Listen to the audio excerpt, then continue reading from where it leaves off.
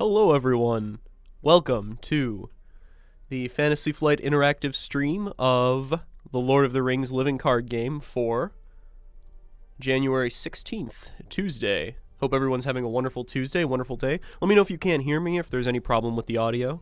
Yeah, it's wonderful to be back. I am your host, Luke, community manager here at Fantasy Flight Interactive. And it is very nice to be back here on stream, back here hanging out with you guys, and a little bit of news and some stuff to share with you today.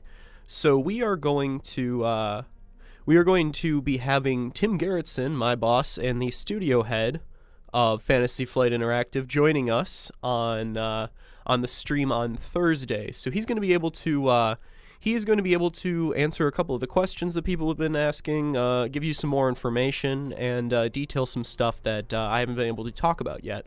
So we're going to have him on here to answer some of your questions and show some gameplay.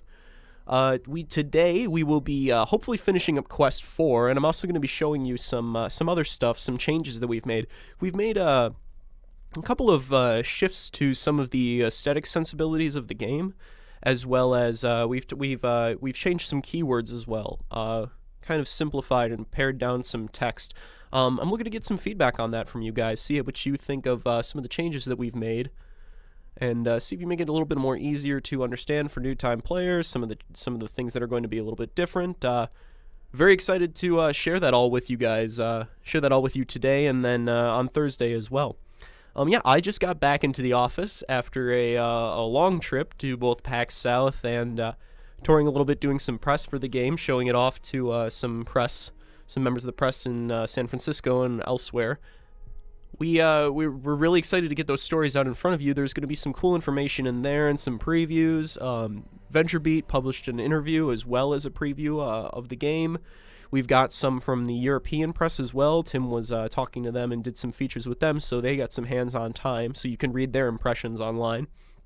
And we also talked to PC Gamer.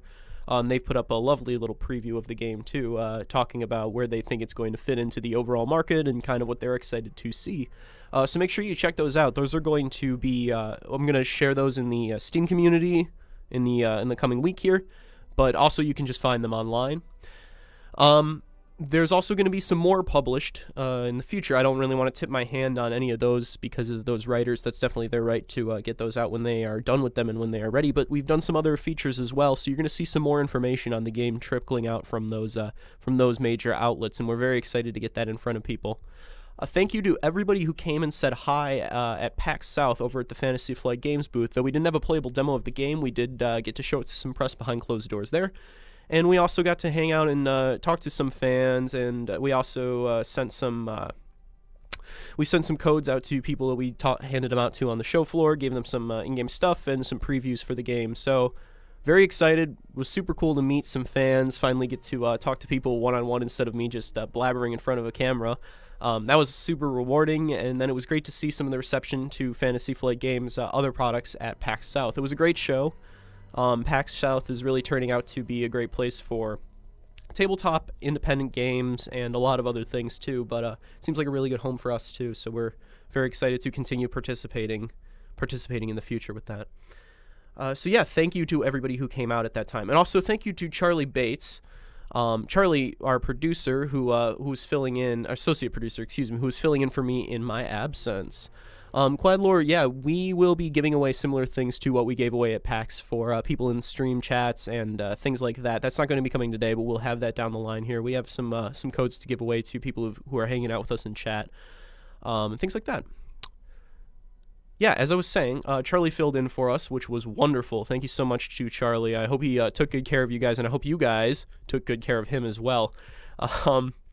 It's very, very nice to see him participate and take heed of in my absence, and show you a little bit of Journey Down the Anduin, which is what we're going to be jumping into today as well. Before that, I kind of want to show you some of the cards and some of the changes that we've made, just so you're aware.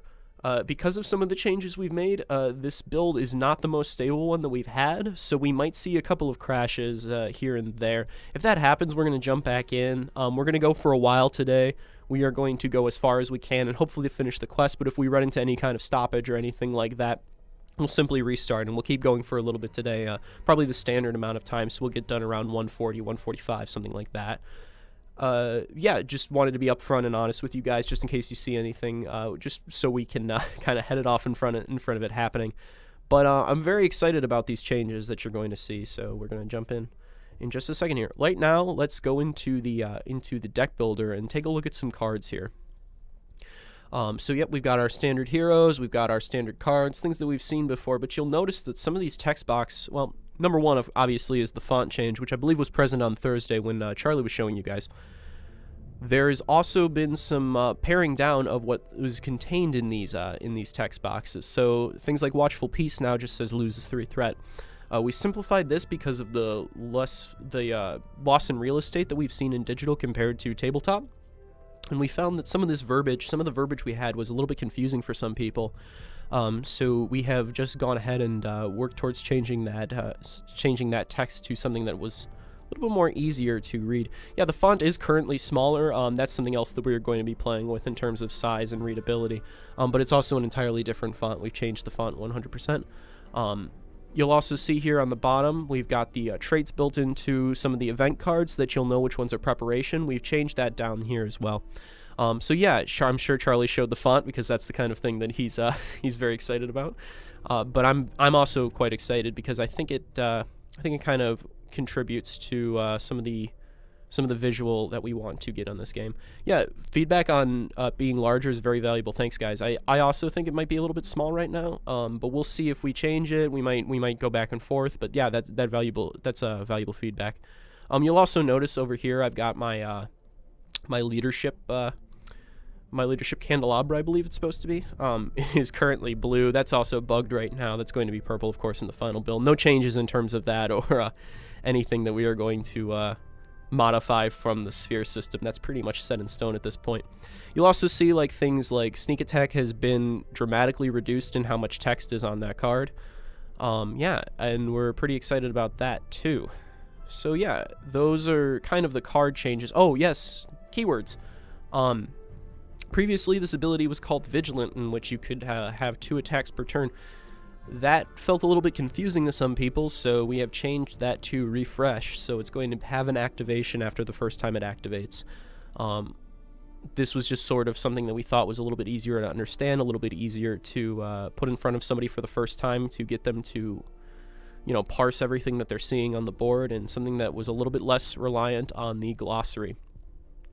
You're going to see a couple of other things have changed in a similar fashion once we go into the Sauron cards. Sentinel is now Guard. Sentinel has turned into Guard now. Again, this was something that just felt a little bit easier to understand the first time you read it. We also had a little bit of confusion between all the keywords because some of them sounded similar. So we've moved to something that is a little bit easier to understand, takes up less real estate, and I personally love it. I think it's a pretty good change here.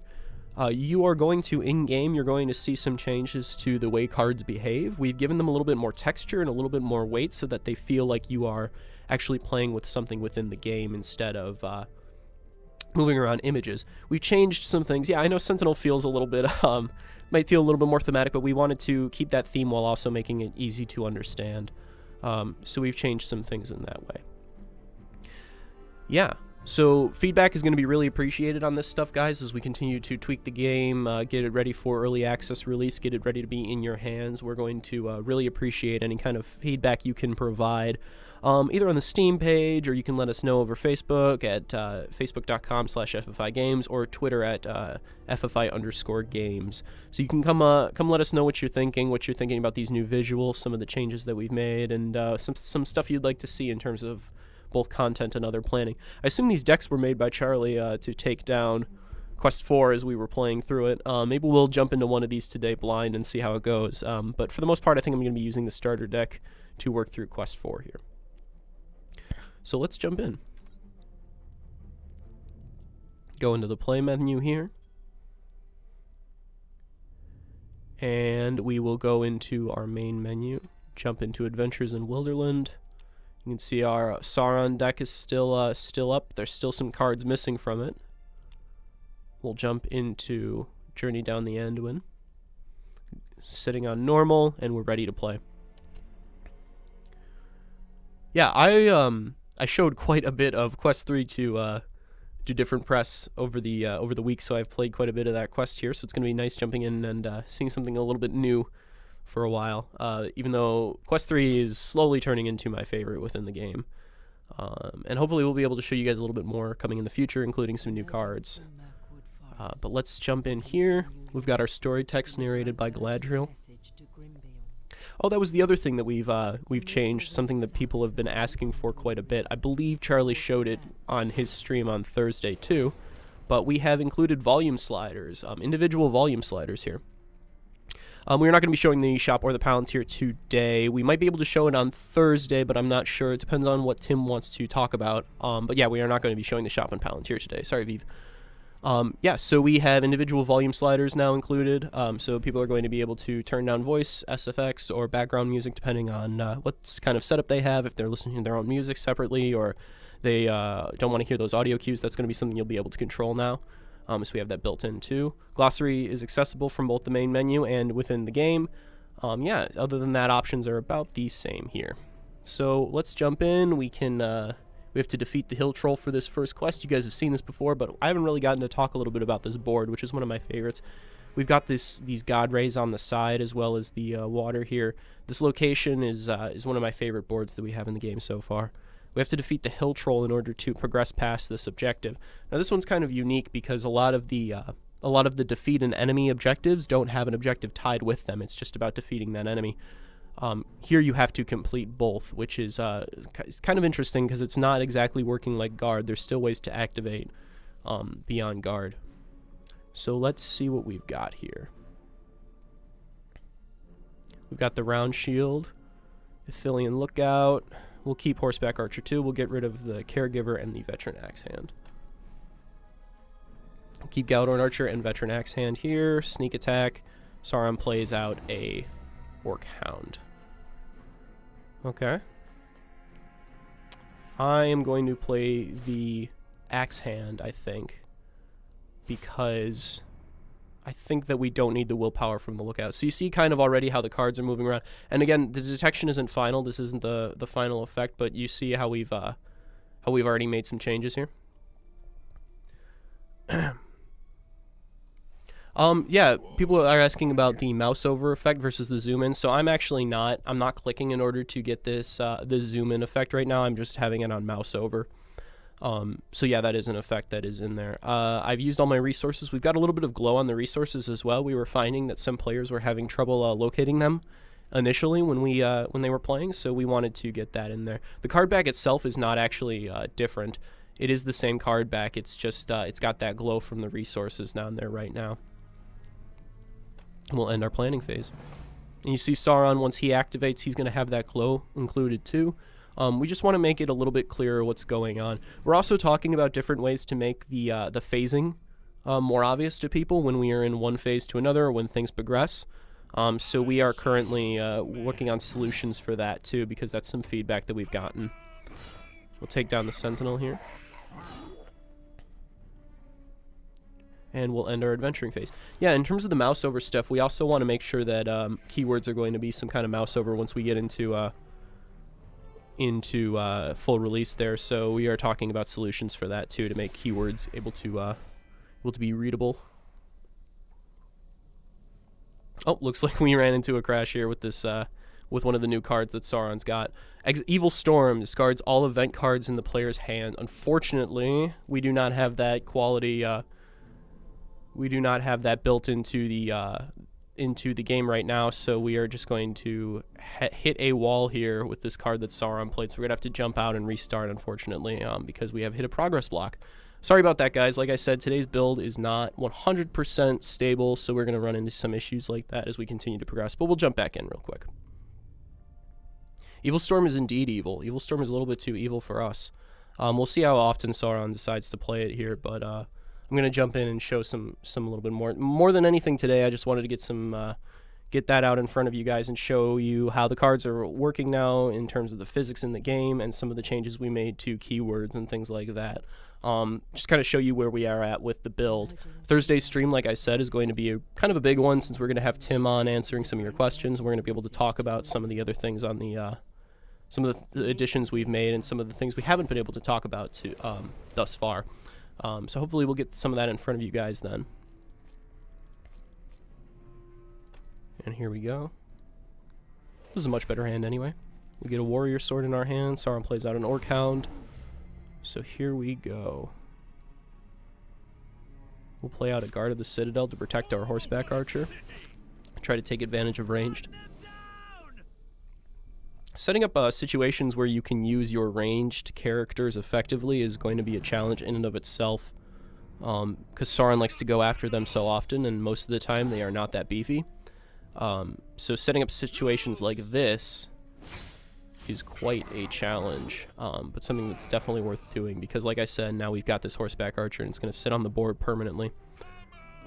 We'll take down the orc hound, and we cannot quest with Arwen because we have to defeat the hill troll first, as you can see included on the card here. So I will have her attack. I don't know if it's worth trading 1 damage for 3 damage here is the only problem. Because of the nature of how Arwen heals. I mean, we're at a lot of life in general. I think I'm going to hold her back so that I can just send the healing on Aragorn and like be in a really good situation instead of an okay situation. So let's do that. Heal up Aragorn. Another orc hound, of course.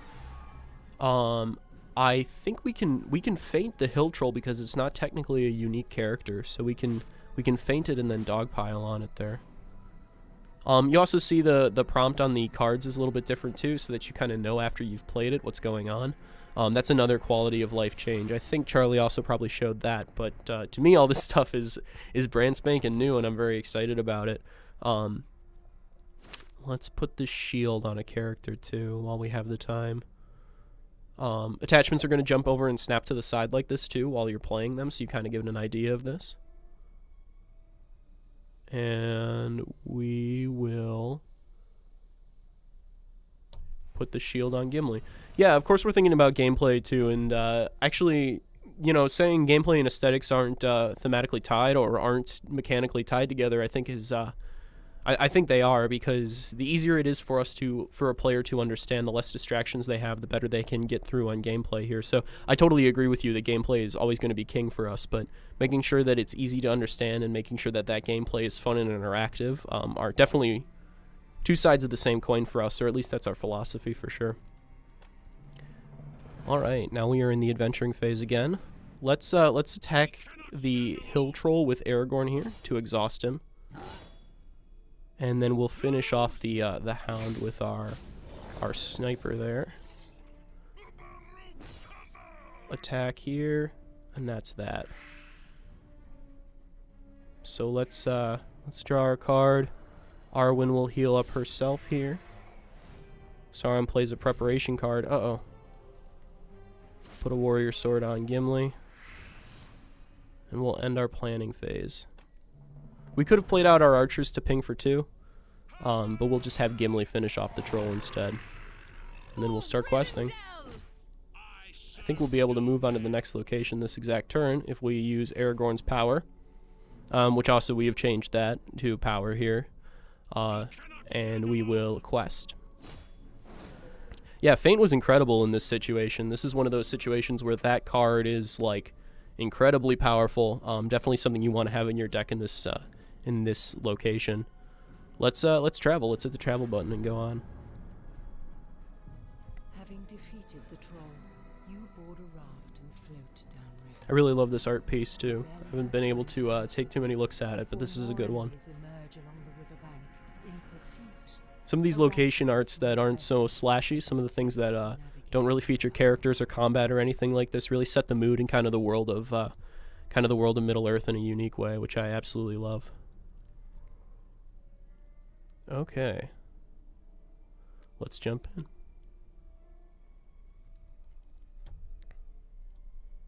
Uh-oh, looks like we got another crash here. So like I said, it's because the preparation card Treacherous Fog again triggered, and those things that are interacting with our hands are going to continue to drop us out. So we can jump back in here.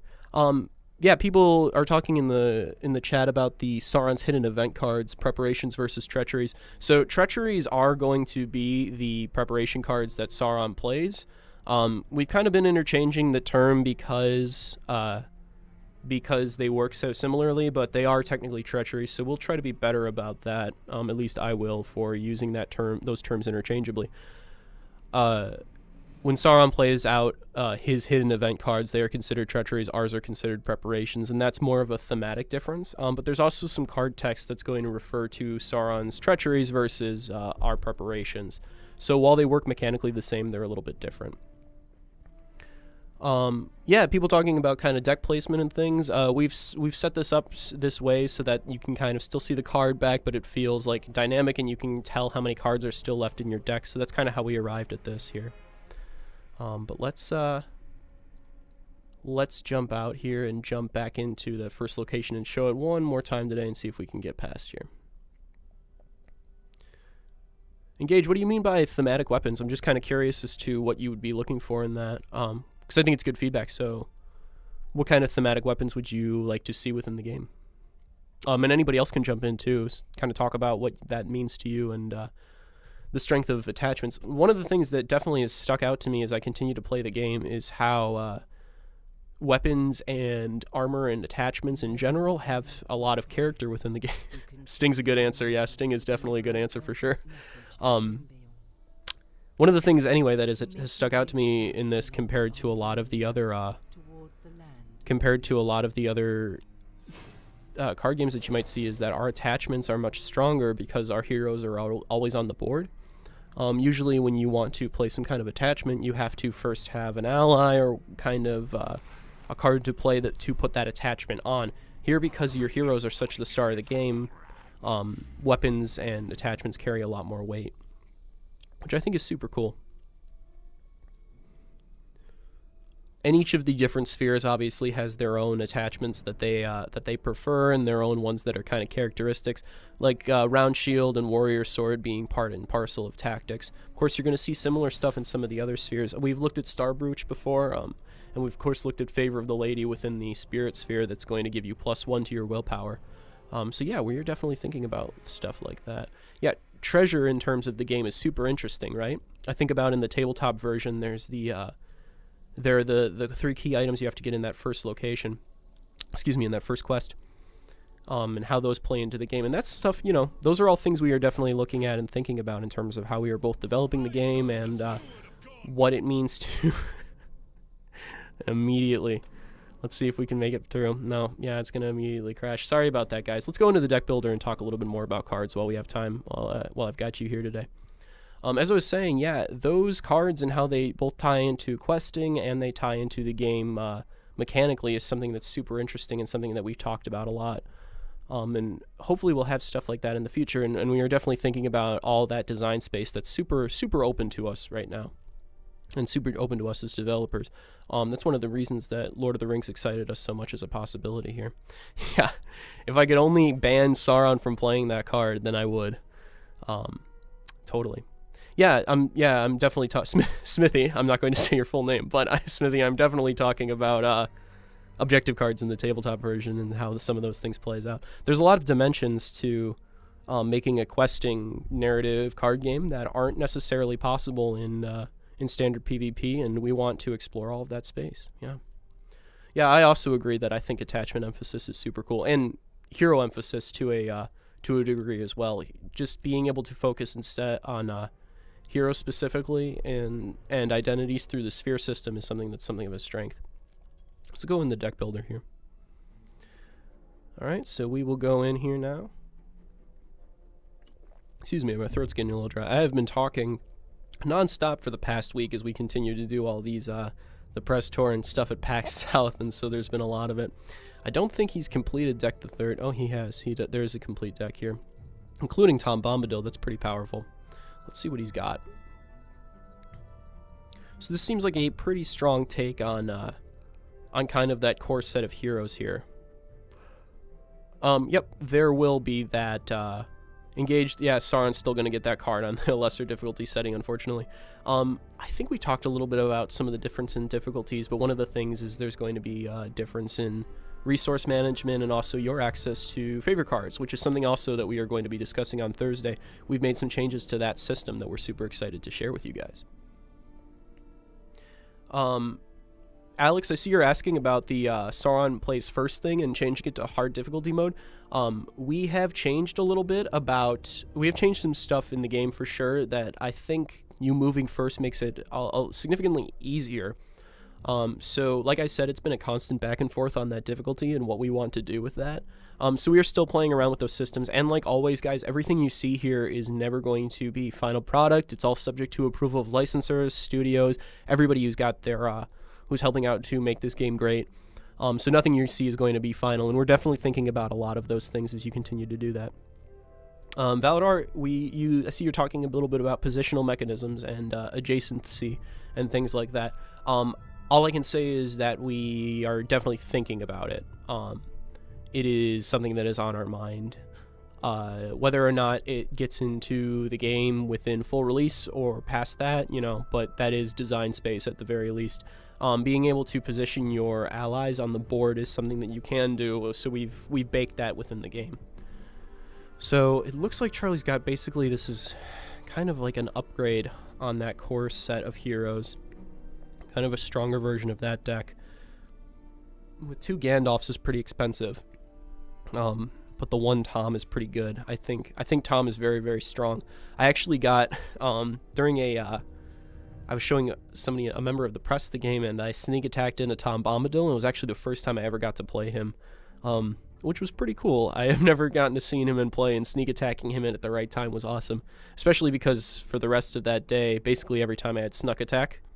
I don't know what the snuck attacked. I'm not sure what the past tense version of that verb would be. Every time I had done it previously to that day, I had basically gotten 1-cost allies or zero attack allies, things like that. So it was nice seeing Tom pop up towards the end of the show there. Let's see what we've got. I kind of want 2 caregivers in this deck. I'm just going to tweak this a little bit while we've got some time. Gaining strength is good. Guard, yeah, these are all good. I like all the leadership cards in this for sure. Snuck is yuck. You were right, Electro John. Shame on me. I did not go to I did not learn English in order to use a term like snuck. My apologies. Yeah, Alex, thank you for the feedback on ordering cards within the deck by cost. I think that is a wonderful idea, and something that we will perhaps implement as we continue to talk about how the deck builder would be best sorted. On Perfect Wall, we didn't actually have space on the show floor that we showed the game on. Instead, I was basically handing out codes to people, talking about the game, and then I was showing it to some press as well. So you're not going to have missed anything in terms of new content or anything announced at PAX. It's going to be the same stuff that you'll see on these streams here. Any kind of new information we'll definitely be able to show you. Yeah, so sorting out the deck builder is going to change as we continue to tweak and refine how we want people to put together decks, but we definitely want to make it so it's a little bit easier to read for the first time that you are looking through a deck list, especially if you're going to be sharing deck lists, which is something that we hope people will be doing quite a bit. So I like all these. I like Mithrander's advice. Lembas is an interesting choice here, but it might be pretty good because it's a way to at least ready up a character. That prevents some of the problems with exhaustion. However, in tandem with Aragorn's ability, it could potentially get us 4 willpower, or the maximum attack would be 5 extra attack in a turn, which is pretty strong. Let's see what else we've got here. The shield, the sword, those all seem good as well. So I think I'm going to cut an advance warning from the deck and throw in a caregiver. I also kind of want Ithilien Lookout in here somewhere. I'm going to shave a Gandalf because I think he's too expensive. And I'm going to keep Gonberry gone, mostly because he's cool. I'm not so sure, but we got to cut a card. Add a card. If you want to add a card, you have to cut a card. I'm going to cut both advance warnings and put in Ithilien Lookout instead, so that this is a little bit more mid-rangey, which I think is... Oh, yeah, Perfect Wall. I see you're asking about unique cards. So the unique tag is how many you can have in play at a time. So if I have a unique card in play, I cannot play the second one from my hand. But I can add 2 to my deck, so I can increase the chance that I will draw that card for the first time or even the second time if I want that. But then I cannot have 2 in play at the same time. Yeah, so that is, you know, with a lot of these unique allies in this having fleeting in terms of Gandalf and Tom Bombadil, it's not really a huge deal if you include 2 in the deck. But them being expensive is definitely something to think about. Let's see what else we've got. Other than that, this seems like a pretty good mid-range build.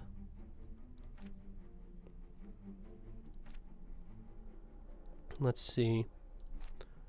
I think we've seen all of these hero cards here. And I believe that the Sauron deck builder is also going to have the same stuff, but we can take a look real quick here.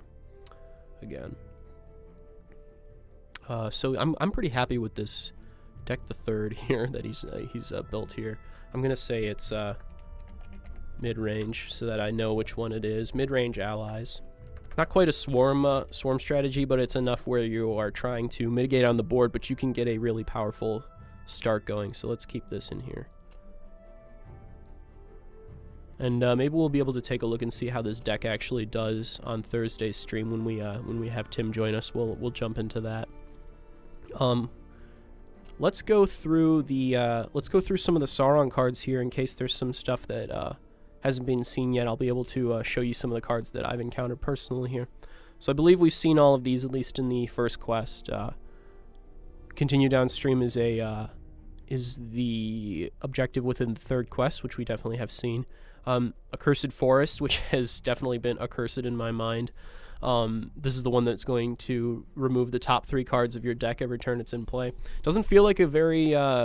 it isn't a card that affects the board specifically when it's in play, but it is pretty annoying because a lot of the times it's going to hit some of your cards that you need for whatever strategy you're doing. And I feel like every time this activates the first turn, I lose my Gandalf, invariably. Let's see what else we've got here. Yeah, we've seen these before. Another one of the attachment cards from Sauron, driven by Shadow, which gives him +2 attack. We've seen plenty of the Elite Orcs and the Eastbite Patrol. I think there's a new voice line tied into these guys at this point. I heard it earlier today that I hadn't heard it before. I'm not sure if it's entirely new, but we are still adding those voice bits in. We're adding a lot into the game as we continue to develop it.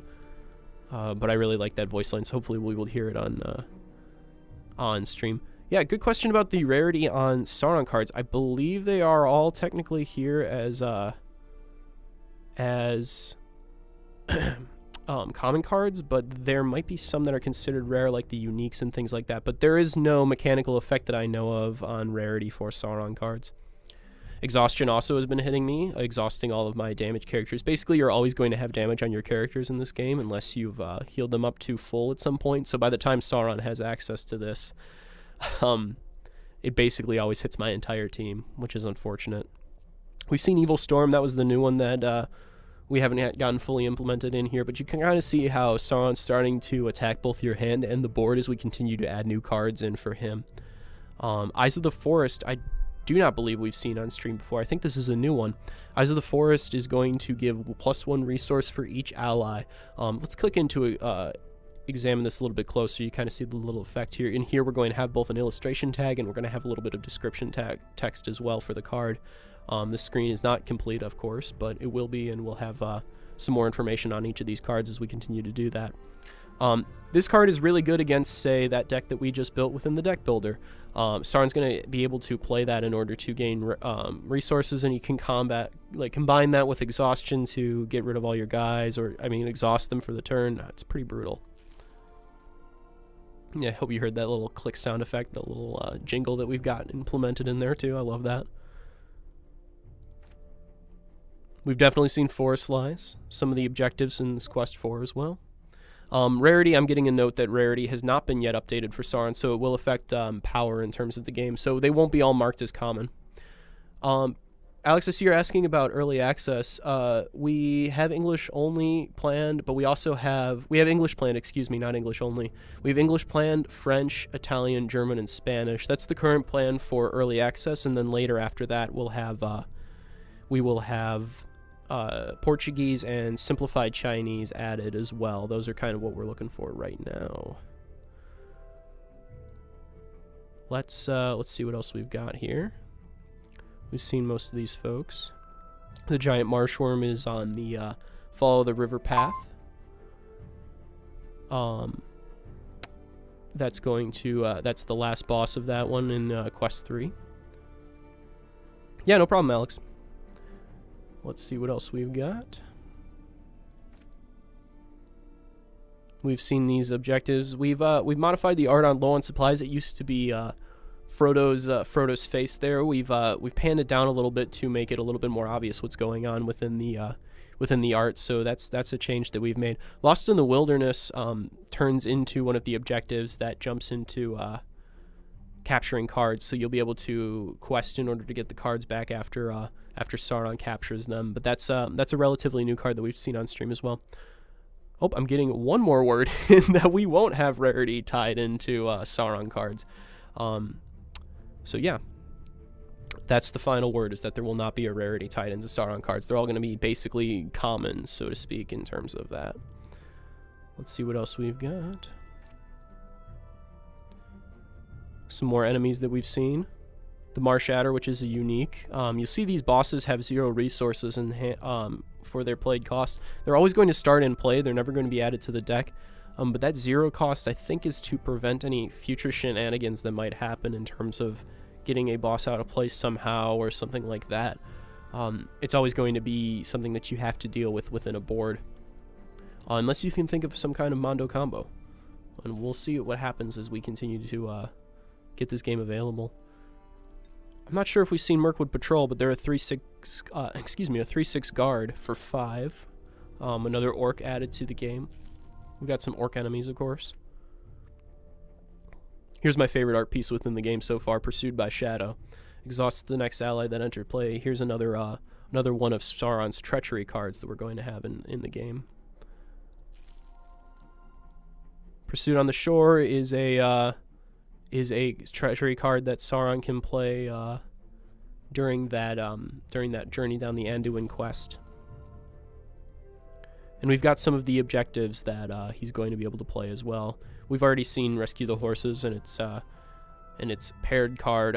We're probably going to have to figure out a way to make sure that these objective cards that get played are somehow tied in, or at least are somehow connected to the treachery cards that they are detailed to. So we're going to figure out a solution for that as well. We want to make sure that people kind of know what's going on with those things.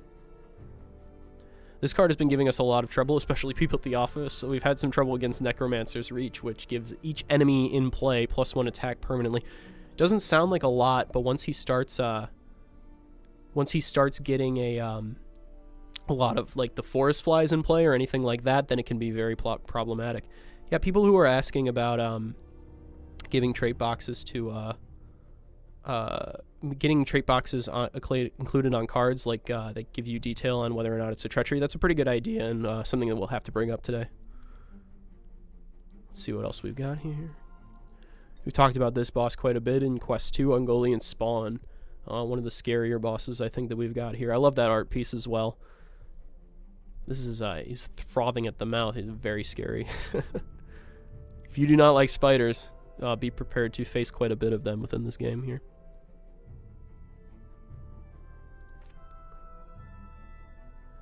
While that 0 resource icon within the card is kind of insurance against possible card effects that we might include in the game that might care about resources, so everything within the game needs to have some kind of resource cost tied into it in case that's something that pops up or anything like that. We want to make sure that those stats are consistent from card to card, so even though it's never going to be played by Sauron, that icon is still included just in case it cares any card you might play or any card Sauron might play cares about it somehow. And here we've got the end of the Sauron cards here. Again, I think we've seen most of these here. Another attachment from him, 2 of them actually, both Veteran and Vicious Speed, which is going to give a character refresh. We talked a little bit about the new refresh change, moving away from Vigilant and jumping onto this keyword instead. And that's what I've got to show you for today. So I'm very sorry about some of the issues that we were having in terms of the build stability, but that's how it's going to continue to do as we continue to move through alpha. Like I said, everything that you see today is not final, and that's going to be true of these streams always. We want to share this development process with you guys so that we can get some idea of some feedback, some idea of where we're at and where we're going to be going in the future. And that's the entirety of kind of why we're doing these streams and sharing this with you. And it's also great to be able to hang out and get some sense of where the community's at and where you are at in terms of anticipation for this game. We are definitely going to... I will definitely pass on your notes about the font. We're going to talk a little bit. Again, this game, I'm currently playing in windowed mode when I show this to you guys to peek back behind the curtain. So in full screen, it's going to be a lot larger. I've kind of actually got a small window going on because that's the best way to do it for my setup for streaming. So obviously in full screen it's going to be a little bit larger, but thank you for the feedback. I really do appreciate that. I know some people have a little bit more trouble seeing than others, and stuff like that is very good for accessibility feedback because, our perspectives are limited by who gets access to the game. So as always, you can find us on Facebook at facebook.com/FFI Games, Twitter at FFI_games. We are here on twitch.tv/FFI Games. And you can also find us on the Steam community where we sometimes post on the board. We've got some people come in and ask questions. Thank you to everybody who has been helping out with that, especially in my steed while I was gone.